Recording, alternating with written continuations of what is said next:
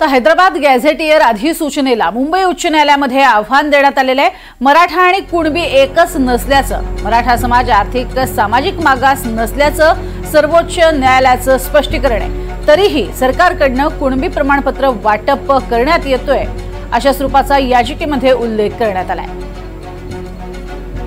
एकीकडे हैदराबाद गॅझेटियर अधिसूचनेला मुंबई उच्च न्यायालयामध्ये आव्हान देण्यात आलेलं आहे। मराठा आणि कुणबी एकच नसल्याचं यामध्ये नमूद करत याचिका दाखल केली। अधिक माहिती घेऊया जुई जाधव यांच्याकडनं। जुई, काय अधिक माहिती?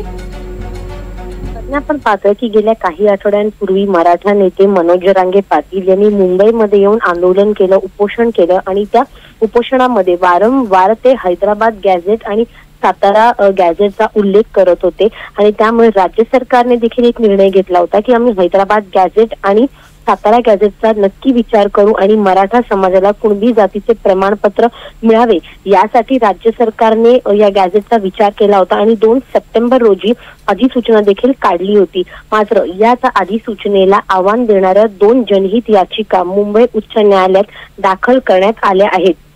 जर आपण पाहिलं तर मग ही अधिसूचना पूर्णपणे बेकायदा असल्याने ती रद्द करावी अशी विनंती या याचिकांद्वारे करण्यात आली आहे। आणि या याचिका कोणी केल्या आहेत तर मग शिव अखिल भारतीय वीर शैव युवक संघटनेचे डॉक्टर सतीश तळेकर यांच्या मार्फत ही एक याचिका दाखल करण्यात आली आहे। तर दुसरी याचिका वकील असलेले विनीत धोत्रे यांनी दाखल केली आहे। तर सर्वोच्च न्यायालयाने हे सांगितलं आहे की मराठा आणि कुणबी एक नाहीयेत, मराठा समाज आर्थिक व सामाजिक मागास नाहीये, तरी देखील राज्य सरकारने मराठा समाजाला कुणबी जातीचे प्रमाणपत्र देण्याचा निर्णय घेतला आहे। त्यामुळे हा निर्णय चुकीचा आहे आणि सर्वोच्च न्यायालयाच्या निकालाचं उल्लंघन करणारा हा निर्णय आहे असा उल्लेख त्यांनी या याचिकेमध्ये केला आहे।